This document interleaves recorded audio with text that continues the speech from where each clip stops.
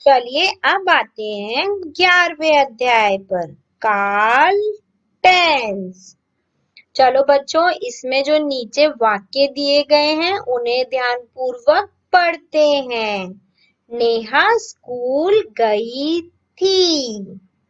रवि खेल रहा है। स्नेहा सब्जी काटेगी।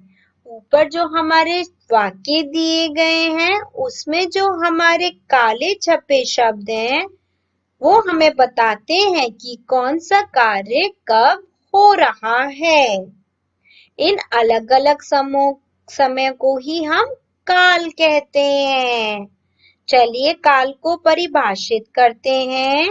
क्रिया के जिस रूप से कार्य के होने या करने के समय का बोध हो उसे काल कहते हैं।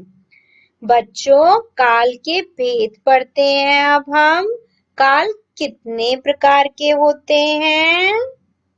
काल 3 प्रकार के होते हैं। भूतकाल, वर्तमान काल, भविष्यत काल।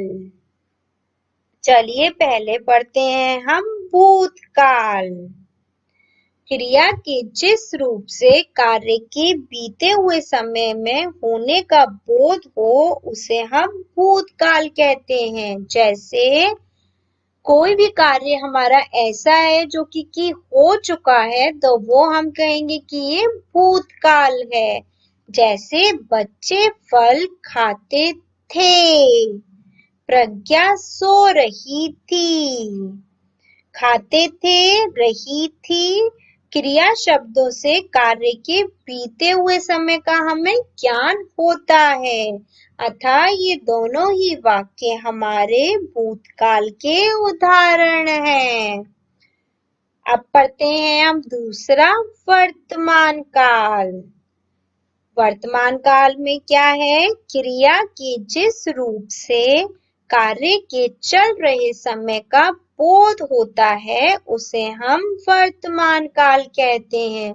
अगर हमारा कोई कार्य अभी भी चल रहा है तो उसे हम कहेंगे कि यह हमारा वर्तमान काल है। जैसे लड़कियां झूला झूल रही हैं।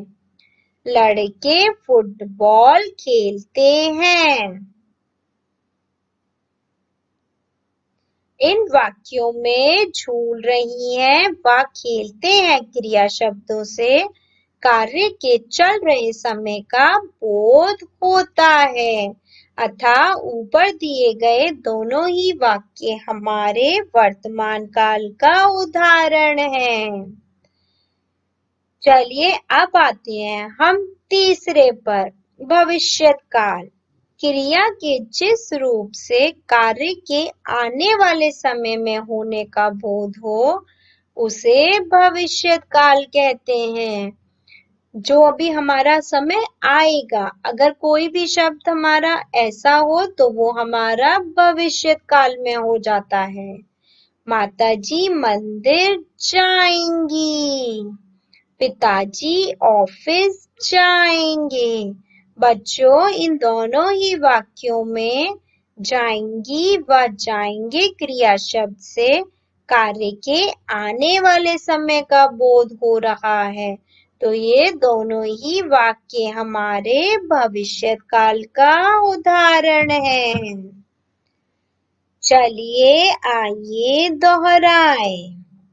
काल की पहचान क्रिया से होती है। काल के 3 भेद होते हैं। भूतकाल, वर्तमान काल व भविष्यत काल। चलिए अब आते हैं हम अभ्यास माला पर। पहला है, इसमें हमें आपको सही विकल्प पर सही का चिन्ह लगाना है। क्रिया के जिस रूप से कार्य के बीते हुए समय में होने का बोध हो उसे कहते हैं भूतकाल। मैं पत्र लिखूंगा। वाक्य में कौन सा काल है? भविष्यत काल। चलिए अब आते हैं हम दूसरे पर। इसमें हमें निम्नलिखित प्रश्नों के उत्तर लिखने हैं। काल किसे कहते हैं?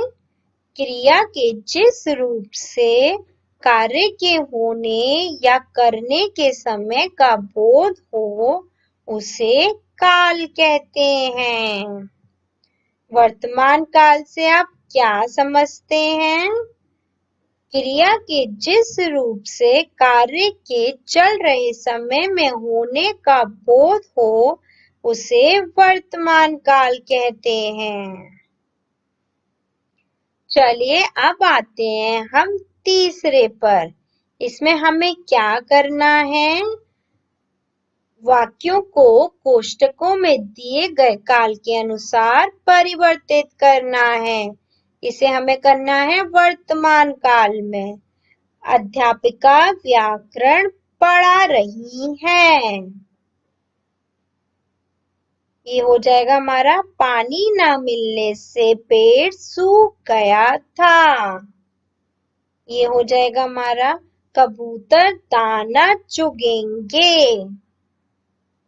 ये हो जाएगा हमारा कल पाठशाला में अवकाश था। ये हो जाएगा हमारा मैं पौधे लगा रही हूँ।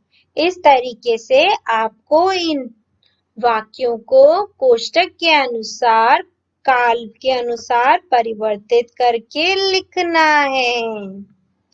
चलिए अब आते हैं हम चौथे पर। इसमें हमारे चित्र दर्शाए गए हैं। उन चित्रों की सहायता से तीनों कालों में आपको वाक्य बनाना है। ये आपको स्वयं करना है।